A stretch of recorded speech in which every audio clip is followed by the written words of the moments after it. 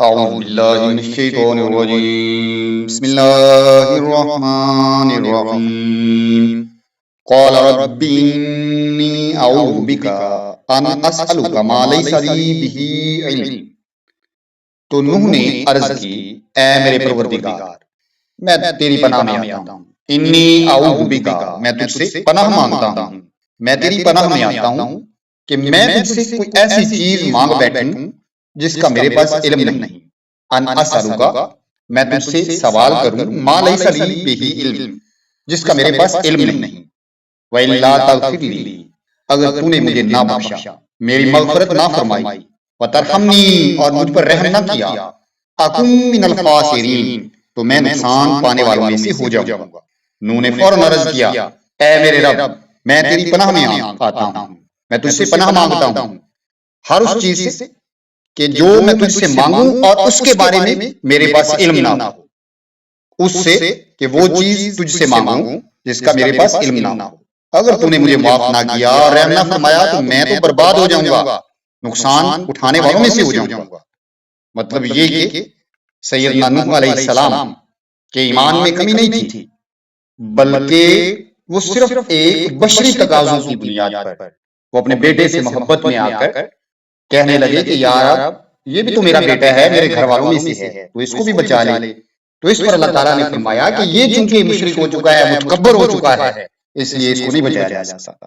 قیل یا نوح اہبط بسلام منا وبرکات علیک وعلی امم ممن معک، حکم ہوا کہ اے نوح اتریے، اہبط اتریے، یعنی اس پہاڑ سے یا کشتی سے، سلامتی ہو آپ پر ہماری طرف سے، اور آپ پر برکتیں ہوں اور ان گروہوں پر بھی جو آپ کے ساتھ ہیں۔ تو ہماری طرف سے ہوا، اللہ کی طرف سے دیا گیا کہ اے نوح اس کشتی سے، اس پہاڑ سے اتریے، ہماری طرف سے آپ پر سلامتی ہو اور برکتیں ہوں آپ پر اور ان گروہوں پر بھی جو آپ کے ساتھ تھے۔ وَأُمَمٌ سَنُمَتِّعُهُمْ، اور کچھ ایسے گروہ بھی ہوں گے، کچھ ایسے گروہ بھی آپ بنیں گے کہ جن کو ہم قریب کچھ متا دیں گے، سامان زندگی دیں گے۔ سَنُمَتِّعُهُمْ، سا ان قریب، گا گی کے معنی میں آتا ہے، نُمَتِّعُ متا دیں گے، ہم دیں گے، ہم سامان زیست دیں گے انہیں، یعنی اب آپ دوبارہ اس زمین پر بسیں گے۔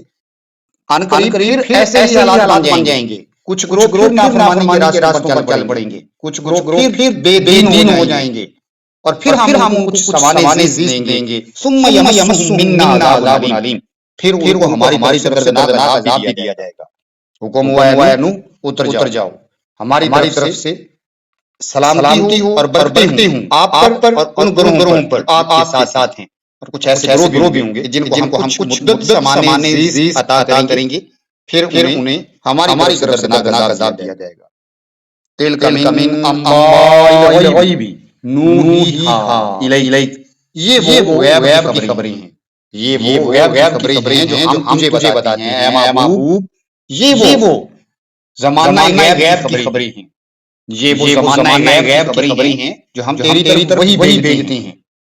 ما کنت تعلمها انت ولا قومک، نہ تو آپ جانتے تھے اور نہ آپ کی قوم جانتی تھی، من قبل اس سے پہلے، ان خبروں، ان واقعات کو اس سے پہلے نہ تو آپ جانتے تھے نہ آپ کی قوم جانتی تھی۔ فاصبر، تو اب آپ صبر کریں، ڈٹے رہیں۔ ان العاقبۃ للمتقین، جو انجام کار ہے وہ متقین کا ہے، جو انجام کار ہے وہ متقین کے لیے ہے۔ اے محبوب، یہ غیب کی باتیں ہیں، یہ پچھلے زمانے کی باتیں ہیں جو ہم تیری طرف وحی کر رہے ہیں۔ اس سے پہلے نہ تو آپ کو جانتے تھے، آپ کی قوم جانتی تھی۔ بس ڈٹے رہیں، انجام کار متقین کے لیے ہے۔